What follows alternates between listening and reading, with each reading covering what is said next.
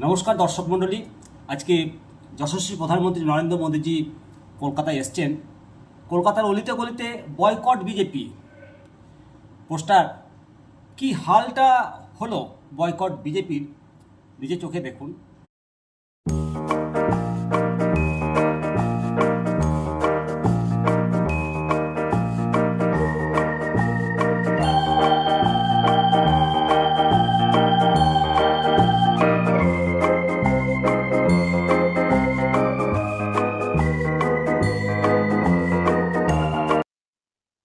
দেখলেন তো boycott BJP যে পোস্টারগুলো কলকাতার রাজপথে শোভা পাচ্ছিল, কি হালটা না করলো। আর দুদিন বাদেই পরিষ্কার হয়ে যাবে যে জনগণ, বাংলার জনগণ কাকে বয়কট করলো আর কাকে ভোটটা দিল।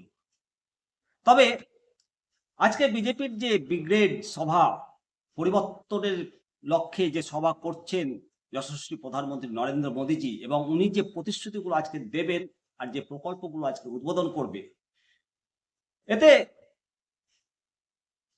প্রচুর প্রচুর বিজেপি আসার একটা সম্ভাবনা তৈরি হয়ে গেল।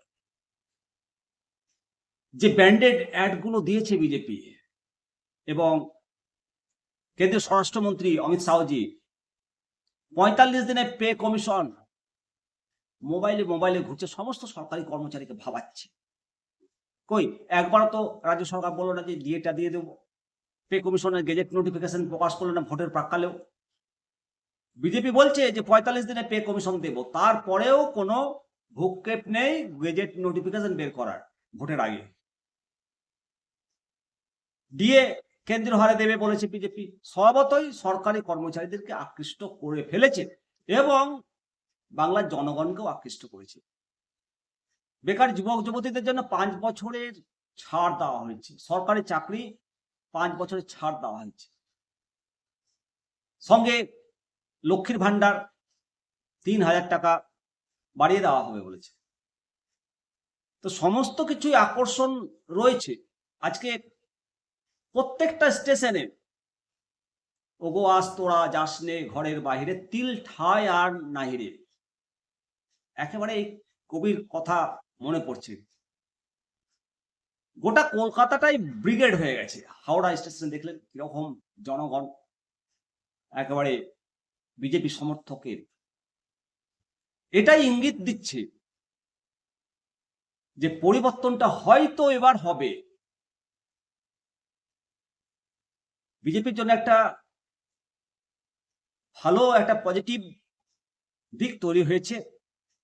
এখন ভোট হওয়ার আগের দিন পর্যন্ত বিজেপির এই ইমেজ কতটা ধরে রাখতে পারে তার উপরেই নির্ভর করবে।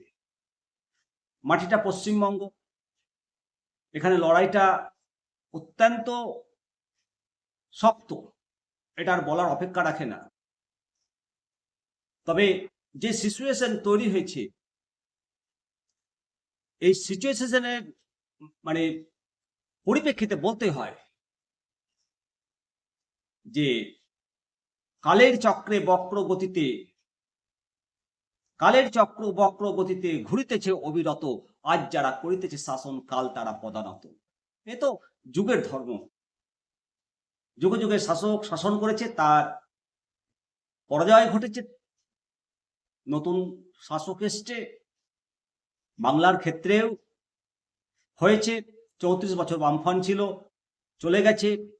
তৃণমূল কংগ্রেস ১৫ বছর কমপ্লিট করে চলে যাবে না চতুর্থবারের জন্য আসবে, সেটা সময় বলবে। কারণ কালের চক্র তো ঘুরছে, কালের চক্র বক্র গতিতে ঘুরিতেছে অবিরত, আজ যারা করিতেছে শাসন কাল তারা পদানত। ভালো থাকবেন দর্শক মন্ডলী, অবশ্যই মতামত দেবেন। জয় হিন্দ, জয় ভারত, বন্দে মাতরম, ভারত মাতা কি জয়।